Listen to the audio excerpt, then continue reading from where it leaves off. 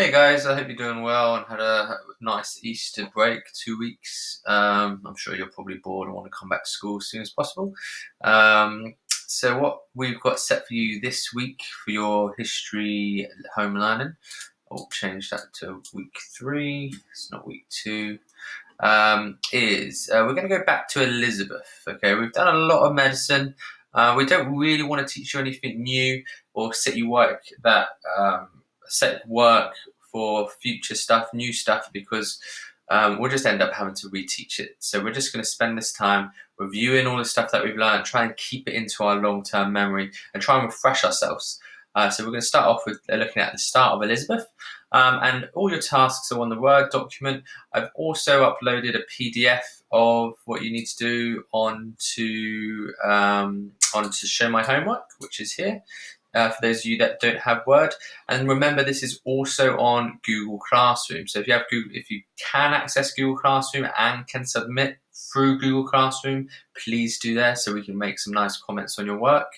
If you don't have access to that, you can do the work by hand, or you can do it on Word document and upload through Show My Homework.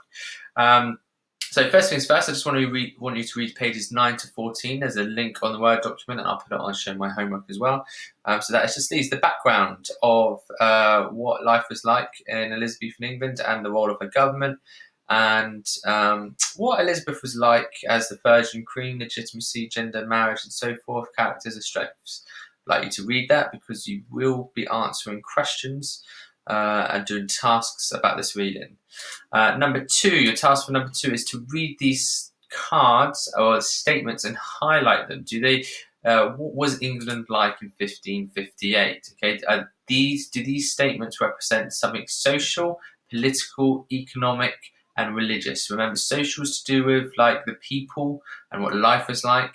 Political is politics. Economic is to do with money and finance, and then obviously religious is religious. So color code them. Underneath, you've got another link. This is to a BBC Bite Size. I'd like you to watch the video, which has got a sort of good background to Elizabeth coming into power.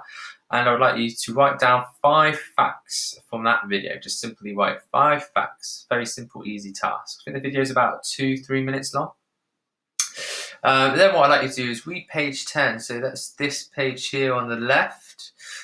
From this table, okay, I've written down 9 statements, and I'd like you to tell me whether they represent the court, Privy Council, Parliament, Lords Lieutenants, or Justice of the Peace. So just writing down those next to the statement. Okay.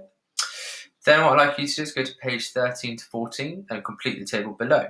I would just like you to read those 3 paragraphs, which I'll show you on the left-hand side now. You've got legitimacy, gender and marriage, and then character and strength. And what I'd like you to do is just reduce it to 50 words, but making sure you've got the key information in there. A nice key summary of what it's saying. Task 7, which is a hot task.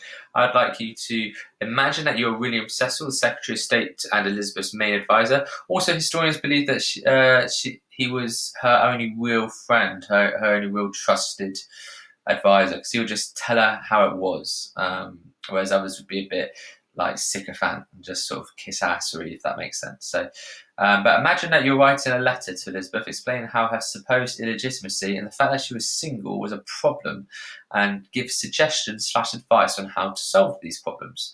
I've started it off in the italics, but just write a nice clean letter to explain what the problems are when she came to power and what you'd suggest she should do. And the last one I'd like you to do is go to Seneca Learning, the website. You've got links here. You've got 2 classes. If you're in Schmidt's class, there's your link there. If you're in my class, there's your link. And there's an assignment that we've set you on there. I'll just show you to the right-hand side.